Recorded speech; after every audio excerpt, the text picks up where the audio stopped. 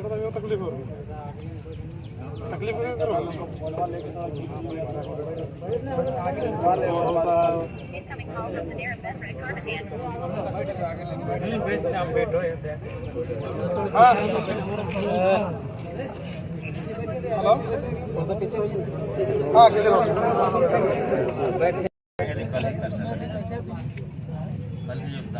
माना जाए तो एक मजदूर की मौत का ये मुआवजा कहीं ना कहीं भारत की लोकतांत्रिक व्यवस्था में प्रश्न चिन्ह खड़ा करता है कि जब इसी देश में एक साइरस मिस्त्री नाम के टाटा के पूर्व सीएमडी का देहांत होता है तो ये बाकायदा सर्वे होता है कि उनकी मृत्यु कैसे होती है। फिर सर्वे में पाया जाता है कि पीछे बैठे थे, उन्होंने सीट बेल्ट नहीं पहना था, तो बाकायदा एक नियम बन जाता है भारत देश में कि चूंकि साइरस मिस्त्री मर गए हैं, वो दुनिया के भारत देश के बहुत नामी धनी व्यक्ति थे, सीएमडी रह चुके हैं टाटा के, तो उनकी मौत हो जाती है। तो पीछे के लोग भी सीट बेल्ट पहनेंगे क्योंकि साइरस मिस्त्री ने सीट बेल्ट नहीं पहना था। यानी एक अमीर आदमी मरता है तो पूरे देश में हड़कंप मचता है, तुरंत कानून में बदलाव होता है, एक नया कानून बन जाता है। लेकिन यहाँ प्रत्येक दिन, मुझे लगता है प्रत्येक सप्ताह मजदूरों की मौत होती है, लेकिन सेफ्टी को लेकर, उनकी मुआवजा को लेकर, उनके पीड़ित परिवार को नियोजन को लेकर आज तक कोई कानून नहीं बना है। तो ऐसे में थोड़ा सा बहुत दुर्भाग्य का विषय है, बहुत पीड़ा का विषय है। और आज लोकतंत्र के माध्यम से पूरे देश की जनता तक मेरा ये संदेश रहेगा कि क्या वास्तव में जो भगत सिंह कहते थे कि असल आजादी कारखानों में छुपी है, असल आजादी खेतों में छुपी है, क्योंकि भारत की असल आजादी के नायक जो होंगे वो किसान और मजदूर होंगे। तो आज तो किसान और मजदूर की तो कोई बात ही नहीं करता है, आज तो सब कंपनियों की बात करता है। लॉजिकली देखिए, यहाँ जितने प्रशासन भरे, मैं लॉजिकली बात करता हूँ, गोमिया थाना ऑलरेडी है, तो यहाँ इस थाने की क्या दरकार थी? 5 किलोमीटर कोई थाना नहीं बनता, लेकिन इसलिए बना कि कोई कंपनी यहाँ है। तो ये सवाल आज भी खड़ा होता है, क्या ईस्ट इंडिया कंपनी का शासन आज भी भारत देश में बरकरार? इसका मतलब आप, चूंकि मैं जहाँ रहता हूँ, एक राजगंज थाना है, एक तोपचांची और निमिया घाट है, सभी थानों की दूरी लगभग 15 किलोमीटर है। यानी आम व्यक्ति के लिए 15 किलोमीटर थाना होता है, लेकिन अगर वहाँ कंपनी स्थापित होती है तो 5 किलोमीटर। चलिए भाई, कंपनी प्रोडक्शन करती है, कंपनी को सुरक्षा देना चाहिए, तो ये कौन सा प्रोडक्शन कि मैंने ईस्ट इंडिया कंपनी से भी क्रूर शासन व्यवस्था है। आज एक मजदूर मौत हो जाता है, आज शुरुआत होता है 50,000 से। क्या आप मछली बेचने आए हैं या साग सब्जी बेचने आए हैं कि मजदूर की मौत का मुआवजा का आप मैंने मोल भाव करते हैं और फाइनली 4 लाख, 5 लाख, 7 लाख होते हुए 10-12 लाख में समाप्त होता है। तो इसीलिए हालांकि जो भी आज निष्कर्ष आएगा, जो भी मुआवजा मिलेगा, हो सके परिवार को राहत मिलेगा, लेकिन एज ए ह्यूमन की बात करी जाए, आज जो हम लोग आंदोलन कर रहे हैं, हम सेटिस्फाइड नहीं हो पाएंगे, क्योंकि मोल भाव नहीं होना चाहिए। एक देश का अमीर आदमी मरता है तो आप सीट बेल्ट का नियम लेके आते हैं कि सीट बेल्ट नहीं पहना तो अमीर आदमी मर गया। मजदूर रोज मर रहा है, कोई सेफ्टी का रूल्स नहीं है, उसकी मुआवजा को लेकर कोई रूल्स नहीं है। अरे कम से कम एक ढंग का मुआवजा होना चाहिए जिससे उसका परिवार में जो नेक्स्ट जनरेशन है वो अच्छी शिक्षा हासिल कर सके, अपने आप को कम से कम एस्टेब्लिश कर सके। लेकिन ये पीड़ा का विषय है, तो इसीलिए अब आज फिलहाल जो भी मुआवजा दिया जाएगा या फिर उसके परिवार में एक नौकरी की बात है, उसे ड्राफ्टिंग बाकायदा हो रही है। और कुल मिलाकर कहा जाए तो सबसे जो बड़ी बात है, हालांकि हमारे पास कोई लिखित प्रमाण नहीं है, लेकिन जो सच्चाई है, जितनी भी फैक्ट्रियां खड़ी हैं, जितनी भी कंपनियां खड़ी हैं, विधायक रहे, पूर्व विधायक रहे, बगल के विधायक रहे, सबको झोला भर के जाता है। तो एक आम आदमी, हम लोग छात्र हो जाते हैं, लड़ने में थोड़ी असुविधा होती है। उसके बाद जहाँ विधायक और पूर्व विधायकों की एंट्री हो जाती है, जब वहां हमारी एंट्री होती है तो हम जानते हैं कि थोड़ा सा चूंकि साख का सवाल है। हम मान के चलिए, अगर कोई विधायक और पूर्व विधायक नहीं आता तो वचन है बेहतर रिजल्ट होता, कोडरमा भी हम गए थे। लेकिन चूंकि वहां जब पॉलिटिकल पर्सन का इंटरफेयर होता है तो चूंकि उसका साख का विषय है, धनबाद का लड़का है, आईकल का लड़का है, बेटा हम लोग बात किए इतना का 10 रुपया के 12 देके दिला के चला जाएगा मुआवजा में, तो साख का विषय आता है।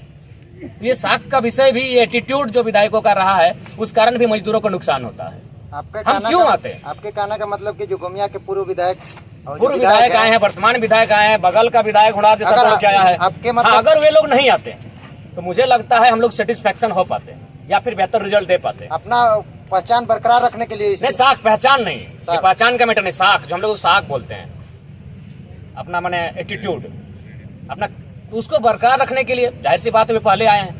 तो हम लोग क्यों आएंगे? हम तो बार बार चाहते हैं हम गोमिया क्यों आएंगे? मेरा घर तोपचांची है, हम अपना क्षेत्र को नहीं देख पाते, हम गोमिया क्यों आएंगे? हमारे गोमिया में, लेकिन जो लोग अच्छा काम करेंगे, अगर वो बेटर करते तो हमें गोमिया आने की जरूरत नहीं है। आज मोटा मोटी इससे पहले जहाँ विधायक लोग इंटरफेयर नहीं किया, वो लोग बेटर रिजल्ट किए। मेदांता में बाकायदा हम लोग फोन पे से मुआवजा दिलवाएं, जो शायद इतिहास में नहीं हुआ होगा। तो इसलिए थोड़ा सा पीड़ा, इसलिए मेरा मानना है कि अब थोड़ा सा जनता को भी जागरूक होना होगा, मजदूरों को भी जागना होगा, किसानों को भी जागना होगा कि आपकी मौत की कोई वैल्यू नहीं है। तो आपकी मौत की अगर वैल्यू की कोई चर्चा करे तो सदन में चर्चा होनी चाहिए। तो आज के तमाम झारखंड में जो भी मजदूरों को लेकर आज प्रताड़ना हो रही है, उसको लेकर उन्हें सबक लेना होगा और ऐसे लोगों को जनप्रतिनिधि के रूप में चुनना होगा जो सदन में बात को रख सके। आज सिर्फ कहते हैं ये किसानों का देश है। अभी भारत के पर्वतमाला प्रोजेक्ट जो बनारस से लेकर कलकत्ता तक जाएगी, उन्हें पुणे दाम में जमीनें ली जाएगी, जिसमें हमारा 159 किलोमीटर झारखंड में आएगा, बिहार में 167 किलोमीटर के आसपास आएगा, बंगाल में लगभग 242 किलोमीटर के आसपास आएगा। जमीनें किसकी जाएगी? किसानों की। और ये डंका पीटते हैं किसानों का देश है। कहाँ किसानों का देश है भाई? कौन लॉजिकली बात रखता है? कौन वहाँ सदन में रखता है कि भाई क्या रेट होना चाहिए? 5,000 4,000 में कोड़ी के भाव जमीन ले लिए, और किसके लिए बना? कौन सा किसान बनारस से कलकत्ता जाएगा भाई? किसको जरूरत है? सब कॉर्पोरेट्स को देख के बना जाता है। तो कॉर्पोरेट से कम मुक्ति पाएगा यह देश?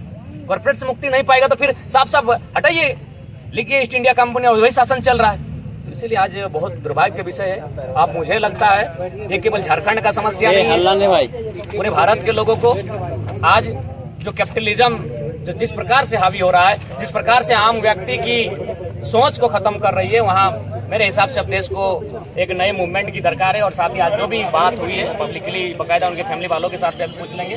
खैर जो भी आया है, कहावत है भागते भूत की लंगोटी बली, तो उसे स्वीकार किया जाए। और टाइगर जेरामतो को आना हर कंपनी का मुआवजा, अगर ऐसा हर जगह आप टाइगर जेरामतो पॉसिबल नहीं है, लॉजिकली पॉसिबल नहीं है। लेकिन चूंकि ये हम लोग बोकारो में थे और 30-40 किलोमीटर का जो डिस्टेंस होता है, हार्डली 50 तो हम लोग कवर कर लेते हैं, और इसीलिए आना पड़ता है। बाकी हम लोग ऐसा कोई, हम लोग आने की कोई इच्छा नहीं होती है। हम लोग भी चाहते हैं कि मजदूर की मौत ही ना हो भाई, हम क्यों जाएंगे उस मसले पे। लेकिन जब ऐसा हो जाता है अनहोनी, तो आना पड़ता है। हम तो बकायदा क्यों चाहेंगे? हम लोग को मैंने मजदूरों की मौत पर जाके हमले अब कुछ नहीं करना है। बस हम लोग यही चाहते हैं उसकी सेफ्टी पर ध्यान रखा जाए। तमाम जो कंपनियां, एक सेफ्टी का गाइडलाइन प्रोवाइड हो, अब उस गाइडलाइन का अनुपालन हो। ये तो कोई मजाक का विषय नहीं। आए दिन डीवीसी में मौत होती है, यहाँ मौत होती है, वेदांता में मौत होती है। यार मौतों से कोई सबक ही नहीं लिया जा रहा है, क्योंकि मौत मजदूर की हो रही, कोई सबक नहीं। अचानक ये 10 साल बाद अगर मौत होती, चलिए हम मानते भाई अचानक कोई एक्सीडेंटली हुआ, चलिए मजदूर की मौत हो गई। कंटिन्यू इसी बोकारो जिला की मैं बात कर रहा हूँ, वेदांता में मौत हुई आपका लगभग, वेदांता में तो गिनती नहीं है, वेदांता की हम गिनती नहीं कर पाएंगे, इतना मौत हुआ है। हाल फिलहाल डीबीसी में हुआ, आज यहाँ हुआ। हमेशा तो मजदूरों की मौत हो रही लापरवाही के कारण। तो क्यों? आखिर कब सेफ्टी का बात कब होगा? और सेफ्टी के साथ साथ अगर अनहोनी घटना घटती है तो एक उचित मुआवजा होना चाहिए, जो वास्तव में लगेगा हाँ वो परिवार आगे अपना गुजर बसर कर सकता है।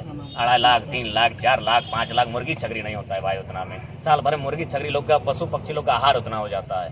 तो ये बाकायदा ये सिस्टम बदलना चाहिए, और इस सिस्टम को बदलने के लिए मुझे चाहिए और हमें मेरा मानना है कि सदन में बात रखनी चाहिए। सड़क पे तो हम लोग आंदोलन कर रहे हैं, रात से बैठे हैं, आपके लोकतंत्र के चौथे स्तंभ के माध्यम से अपनी आवाज को भी लोगों तक पहुंचा रहे हैं। लेकिन जब तक सदन में बातों को नहीं रखा जाए, सदन में जब तक पेश नहीं किया जाए, जिस प्रकार वहाँ बिल पेश होता है, जब तक इन बातों को वहाँ कोई पेश नहीं कर पाएगा, तब तक मुझे नहीं लगता है मजदूरों के हितार्थ के लिए कोई कदम उठाए जाएंगे। मजदूरों की इसी प्रकार मौत होती रहेगी, आंदोलन होंगे, सड़क जाम होंगे, धरना बैठेगा, कुछ औने पौने दाम में मुआवजा दिया जाएगा, फिर फाइलों को बंद कर दिया जाएगा, फिर अगला मजदूर किसी दिन मारा जाएगा, कोई कानून नहीं।